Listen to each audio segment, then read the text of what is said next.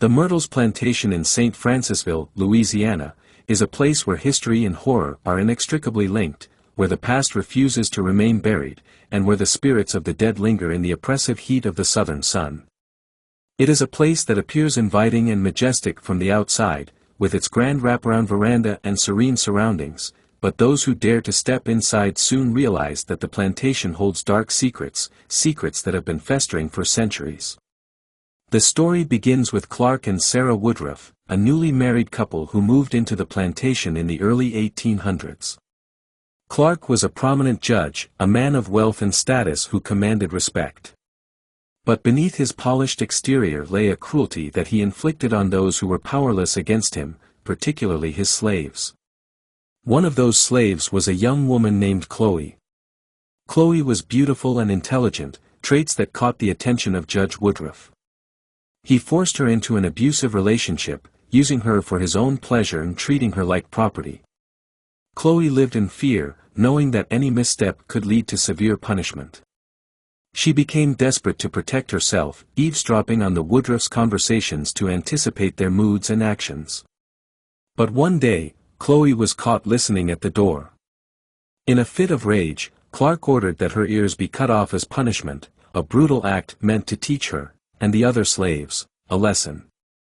From that day forward, Chloe was forced to wear a green turban to hide her disfigurement. The turban became her symbol, a constant reminder of the pain and humiliation she endured. But Chloe's spirit, though battered, was not broken. The desire for revenge grew within her, burning like a slow, simmering fire. On the day of the Woodruff's daughter's 9th birthday, Chloe decided to act. She baked a cake and mixed oleander leaves, highly poisonous, into the batter. Chloe intended only to make the family ill, hoping to nurse them back to health and gain favor, perhaps even securing her safety from the brutal life of the fields.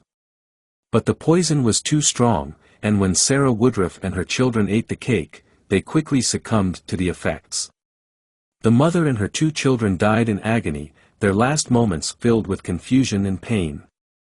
When the other slaves discovered what Chloe had done, fear swept through the plantation. They knew the retribution that would come if the master found out who had killed his family. To save themselves, they took swift and merciless action. Chloe was dragged from her quarters, a noose was placed around her neck, and she was hanged from a tree in front of everyone. Her body was then weighed down with stones and thrown into the Mississippi River, as if the water could wash away the curse she had unleashed. But the curse could not be washed away. It seeped into the very walls of the Myrtles Plantation, staining the land with blood and sorrow. The deaths of the Woodruffs were just the beginning. Over the years, tragedy followed tragedy. A new owner and his 5 children all died from tuberculosis within the house, their slow, painful deaths adding to the growing sense of malevolence that hung over the property. The plantation changed hands many times, and each new family brought with them a fresh wave of horror. One such family, the Winters, thought they could find peace in the grand estate. But peace was not to be found at Myrtles.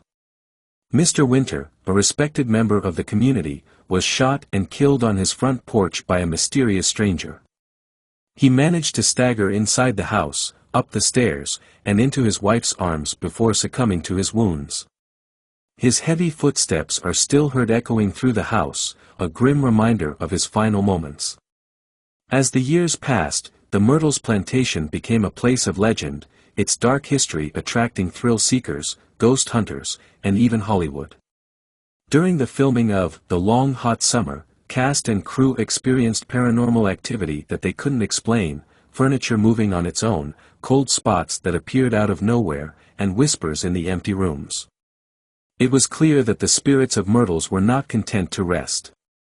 The most disturbing activity began in the 1970s, when the Myers family purchased the plantation and opened it as a bed and breakfast. Guests reported seeing a ghostly figure of a young girl wearing a green turban, her eyes filled with pain and anger.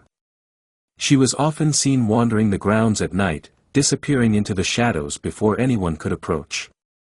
But Chloe was not the only spirit trapped within the Myrtles. In the grand hallway of the house, just outside the dining room, hangs an antique mirror. Guests often report seeing the faces of two small children in the mirror, their expressions hauntingly sad. These were the Woodruff's children, the victims of Chloe's desperate act.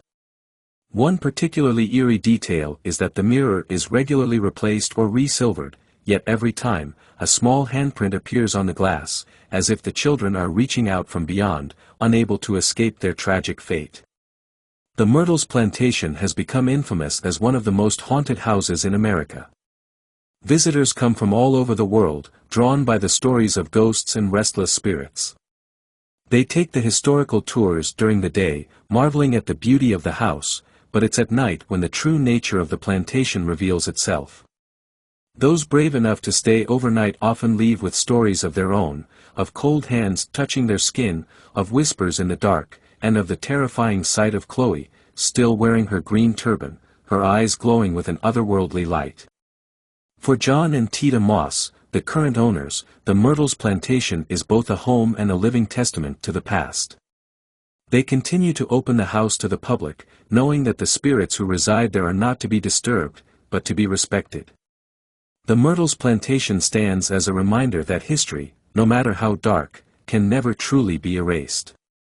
The spirits of those who suffered and died there still walk its halls, their stories etched into the walls, and their presence felt by all who dare to enter.